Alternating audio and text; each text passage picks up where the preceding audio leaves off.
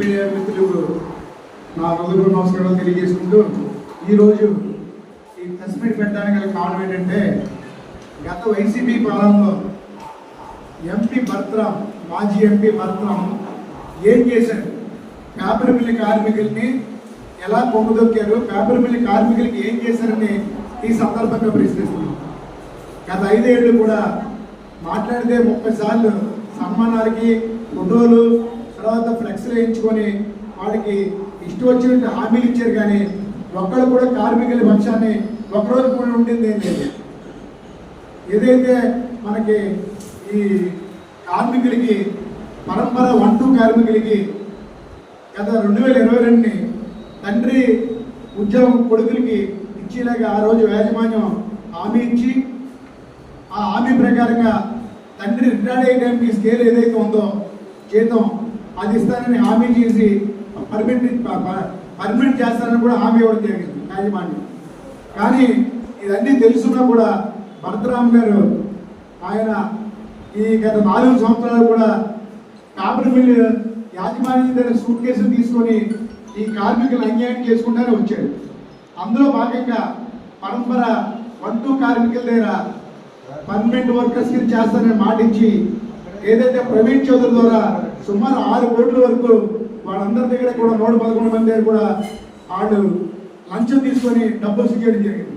అందులో భాగంగానే ప్రవీణ్ చౌదరి స్వయంగానే 50 లక్షల రూపాయలు నేను ఎంపీ భరతరాంకి ఇచ్చానని కూడా చెప్పడం జరిగింది.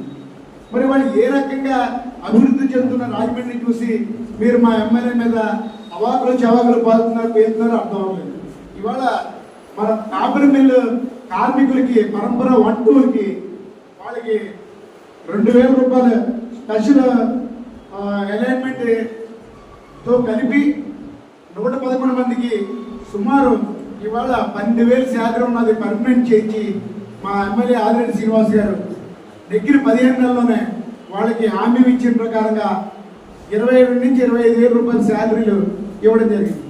తద్వారా వాళ్ళకి ఇవాళ వాళ్ళకి ఏంటంటే అలాగే పర్మనెంట్ వర్కర్లు అందరికీ కూడా అగ్రిమెంట్ గత 5 సంవత్సరాల క్రితం అగ్రిమెంట్ అయిపోతే 5 సంవత్సరాల నుంచి కార్యాపన చేసుకుంటూ వచ్చారు. కానీ ఏ రోజు అగ్రిమెంట్ చేయడం కానీ వాళ్ళని కాపాడడం కానీ వాళ్ళకి న్యాయం చేయడం కానీ కార్మికులకి ఏ రోజు భర్తరాం చేయలేదు. ఇవాళ మా ఎమ్మెల్యే ఆదిరెడ్డి శ్రీనివాస్ గారు వచ్చిన తర్వాత ఈ 5 ఏళ్ళు గడిచిన తర్వాత వాళ్ళకి సుమారు 5,800 రూపాయలు అగ్రిమెంట్లను వాళ్ళకి జీతాలు పెరిగేలా చేశారు.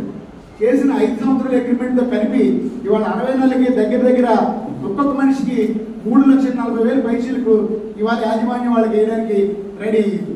అంటే ఇవాళ ఏంటంటే అదే కాకుండా కాంట్రాక్ట్ వర్కర్స్ కూడా ఇవాళ 2,230 రూపాయలు అంటే 2,230 రూపాయల వరకు పెరిగింది. వాళ్ళకి కూడా 60 నెలలు కలిపి ఒక్క మనిషికి 1,33,500 రూపాయలు ఇవాళ ఒకసారి పడుతుంది.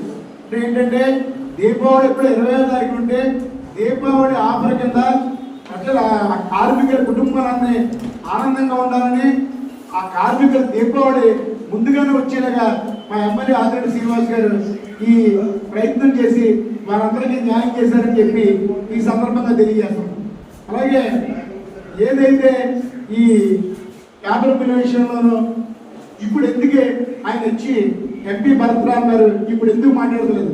గతంలో 30 సార్లు వెళ్ళిన వ్యక్తి 30 సార్లు హామీ ఇచ్చిన వ్యక్తి ఇవాళ కార్మికుల దగ్గరికి ఏ రోజు వచ్చి ఒక మీటింగ్ పెట్టింది లేదు, వాళ్ళ గురించి మాట్లాడేది లేదు. ఎందుకంటే చేసిన అన్యాయం ఖచ్చితంగా కళ్ళ ముందు కనపడుతుంది. కాబట్టి కార్మికులందరూ కూడా కాళ్ళు పుచ్చుకొని అడిగే పరిస్థితిలో ఉన్నారని గ్రహించి ఆయన చేసిన తప్ప ఆయన తెలుసు. కాబట్టి ఇవాళ పేపర్ మిల్లు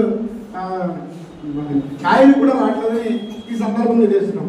హామీలు ఉండడానికి ఉందని బోర్డు హామీలు ఇస్తారు. ఈ హామీలో భాగంగానే నేను central super market ప్రెసిడెంట్ని.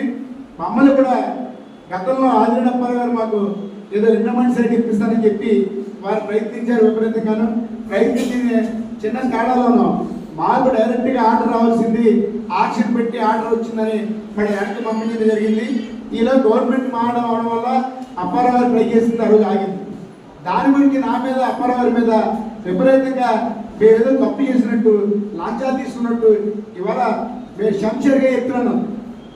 Vijayapur market ప్రెసిడెంట్గా ఎవరైనా సరే నన్ను ఏలెత్తి చూపించేవాళ్ళు కానీ అప్పారావు గారు ఏలెత్తి చూపించేవాళ్ళు ఎవరిని ఉంటే అడగమనండి. రూపాయి ఫ్రాడ్ చేశానని తెలిస్తే నేను మార్కెట్ వదిలేసి వెళ్ళడానికి సిద్ధంగా ఉన్నాను.